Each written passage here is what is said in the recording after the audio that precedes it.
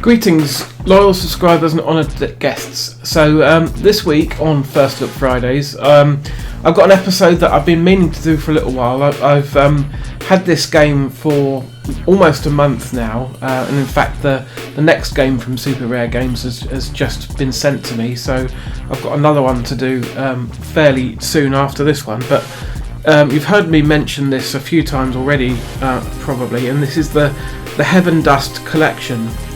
So this is two games, the original Heaven Dust and of course its sequel Heaven Dust 2. Without mucking about much longer, I'm going to actually just get into talking about the games themselves. So let's move over to the game footage. So yeah, we'll start off with the first game. These are sort of, imagine Resident Evil but remade in a sort of top-down isometric perspective, so and given a sort of more anime or chibi art style almost. So I'm just going to jump a bit forward into the actual game itself. So yeah, as you can see, this first game is very inspired by Resident Evil, and in fact I think I originally heard about this game being an actual real sort of demake of Resident Evil, and then they had to adjust it just enough so that it couldn't be sort of sued by Capcom for just being an outright copy. They had to change the story elements and stuff and come up with something at least semi-original, but you can still very much tell where the inspiration lies. I mean, it looks a lot like Resident Evil in the style of the mansion that you're exploring, and the puzzles are very similar. It's just a very sort of scaled down, really, version of the first Resident Evil game. So I've seen some playthroughs on YouTube that only take about an hour and a half maximum for people who sort of know what they're doing and really blast through the game. But this is me coming into the game for the very first time, still getting used to the sort of controls and working out the puzzles on a case-by-case basis. So I expect it will take rather longer than an hour and a half. I don't know exactly. This is my sort of... well, I was actually playing this first game for almost an hour and a half already, and I don't think I'm close to the end just yet. So yeah, but I don't feel any need to rush through it by any means. So you can see it's got the red and green herbs, and you can then combine them, of course, for a more effective medicine. And it's got your pistol and limited ammo. One thing I would criticise this first game for is, so far at least, lack of enemy variety. I've only seen sort of your bog standard zombies. Let's jump forward a bit. So yeah, here's that was a zombie encounter there, and it took me a little while to get used to the controls. One button basically brings out your gun and aims it, and another one fires, but you can't move and shoot at the same time in this first game. That's something they added to Heaven Dust 2, which does make it more playable in my opinion, and also gives them the scope to add more enemies on screen at one time and make things more exciting, because you're much better equipped to deal with multiple enemies. So yeah, it is a little bit clunky in this first game, I have to admit. I wasn't playing either of these games on the hardest setting. I've always found Resident Evil games more fun, really, on the easy setting, at least the first time through. I'll probably replay games like this on normal or hard after I've played them through once on easy, but I'm not especially good at them. Yeah, but I do enjoy playing through the story, so I've made it as sort of stress-free as possible for me. None of the puzzles in this first game seem especially difficult. It didn't take much sort of head scratching to figure out that I needed to make all 3 of those statues point forward to unlock whatever I needed to find there. But in order to activate those buttons in the first place, you first need to find a battery, which I think I'm in the process of doing. Obviously, that box can now be pushed down that hole to bridge that gap. And you'll find lots of diaries and logs scattered around. You can see one on the floor there in that bathroom that you can read, which is very much in keeping with the first Resident Evil as well. So I think this first game in particular was quite heavily criticised in certain reviews for not really being as compelling or interesting as a real Resident Evil, but I think it's pretty cool. It doesn't outstay its welcome with that fairly brief running time. So and I do like what I've played so far. It would be of questionable value, I think, if it was the only game on this cartridge. But of course, it comes with the sequel as well, which I shall jump into now, I think. So for all intents and purposes, Heaven Dust 2 is the better game of the two. They've learnt from what they did on the first one and made a better looking and more fully featured sequel. Still the same sort of style and mechanics. The controls feel more natural this time. It's got aiming on the left trigger, firing on the right trigger, and reloading on, I think it's X or Y on the controller. I can't remember which now, but it all feels pretty good to play. And like I said, you can now move and aim your gun at the same time.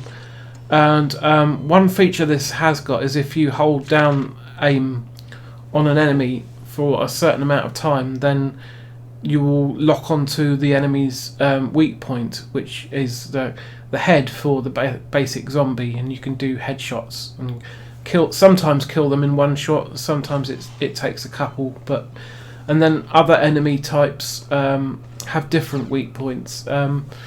There's an enemy that you'll find a little way in where the head has been sort of encased in tough bone, and if you lock onto the head and try and fire it, then it will take you forever to break through the bones. So in that case, it's better for you to either have a shotgun and blast the head with it there, but if you only have a pistol, as you will the first few times you encounter them, then you just should aim for the body instead, because you'll do more damage than the head.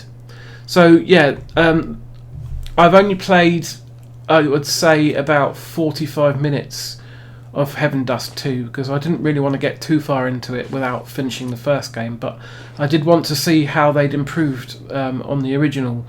So and I actually got stuck as well 45 minutes in and couldn't figure out where to go, but I'll come back to it after I finish the original game and play through it properly, and hopefully figure out where I'm supposed to go next. In the sort of hour and 20 minutes I played the first game for, like I said, I only encountered basic zombies, but already within the first 45 minutes of this I've encountered a few different enemy types, so it's a much more expansive and interesting game on the whole, really. I don't know how long it would take to finish Heaven Dust 2, but I'm guessing it's a bit longer than the original. So yeah, neither of these games are especially long though, really. So it's good that they're bundled together on this physical collection. And in terms of performance, they both seem completely fine. They've been smooth and glitch free, and just quite good fun to play. I do like the sort of shadow effects that they've got in this second game, but sometimes it can be a little bit hard to figure out the pathing through the level with the the sort of shadowy areas covering up your exit somewhere, but sometimes. But a quick check of the map will usually set you straight. You can see where the corridors are on the map and the doors that you can access. In the first game you can save anywhere, which I thought was quite nice, but in the second game they've moved more over to the sort of typewriter system from Resident Evil, but in this case it's answering machines, and there's no limited numbers of ink ribbons or anything like that. You can save as many times as you want, but you do need to be in a safe room with an answering machine, so it's a bit less free than the original game. And you can create your own pistol ammo if you find empty cartridge shells and gunpowder. You can combine them and make bullets. Ammo isn't very scarce on this easy mode, as you would hope, really. But as you increase the difficulty, ammo becomes scarcer and enemies become tougher to take down. So yes, I think this sort of attempt to boil down Resident Evil into a different style of game almost has been a success. I think this is a good thing. And if you find the Resident Evil games too scary to play in their original form, then this is a lot less scary. I never really found the first sort of 4 or 5 Resident Evil games all that scary to deal with, but in the case of 7 and 8, where it's gone first person, I almost struggle to play them because they just make me too stressed out and on edge to play. So maybe they can do this sort of game, but based on one of those games. But they'd have to sort of avoid the wrath of Capcom, of course, by making it too similar. So let's go on a little bit further, see if I can find one of the other enemy types. It took me a while to figure out some of these early puzzles a little bit. But that's where reading the documents that you find can be quite important. Once I found the pistol, things did start to get a little bit easier. So now I've shot open the padlock of the jail, which you need to do to access further into the complex, and you can see the sort of weak point system working there. So you aim at the zombie and it gradually moves up to the head, and then you can blast the brain out of the zombie with 1 or 2 shots. Usually 2 shots, but if you get a critical, it'll just be 1. Yeah, so this part's a bit dark, and I think at this point I haven't brought the item I need with me, but it doesn't take me too long to realise that I need the planks that I've left behind to bridge that gap. So let's just skip over where I go back and get the planks and proceed. So yeah, and then there's a fountain puzzle. The medallion that you need to put into the fountain is very close by there, and then it was fairly obvious what you need to do to do with the fountain, because it's a hint for the code key on the lock nearby. So once you put the medallion in, then the fountain starts working, and you count the number of times each of the 3 jets go up, basically, and that's your code for the door. I did get it wrong first couple of times though, because I miscounted the jets, but I knew I was onto the right track and figured it out. So there you go, further into the game. Here's that bone zombie that I was talking about, and I did make the mistake of trying to shoot him in the head, because because this is before I'd found the note that told you how to deal with these effectively. Like it said, use the shotgun, but at this point I haven't got the shotgun. So, and then yeah, this is around where I got stuck. So I'm obviously going to need to find that shotgun, but I just haven't figured out where it is yet, and I'm probably missing something fairly obvious in the level. But yeah, I shall revisit this game, like I said, when I've actually finished the first one properly. So yeah, that's pretty much all I've got to say. If you are a fan of Resident Evil and you aren't against sort of playing new interpretations of those games in a different sort of perspective and art style, and you think this looks cool, then I would recommend it.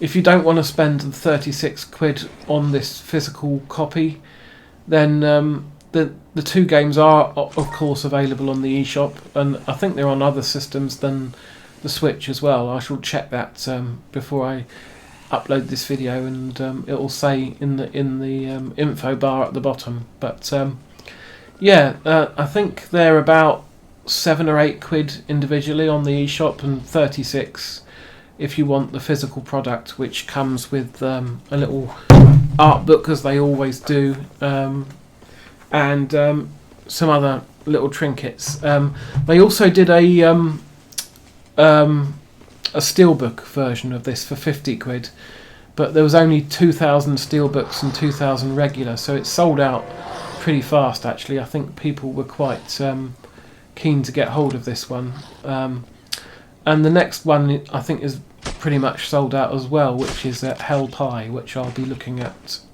soon, and might be the next episode, might be the one after. So yeah, that is the Heaven Dust collection. So I'm going to thank you all for watching the video if you haven't got all the way to the end, and I shall say see you on the next one, and in the meantime, take care.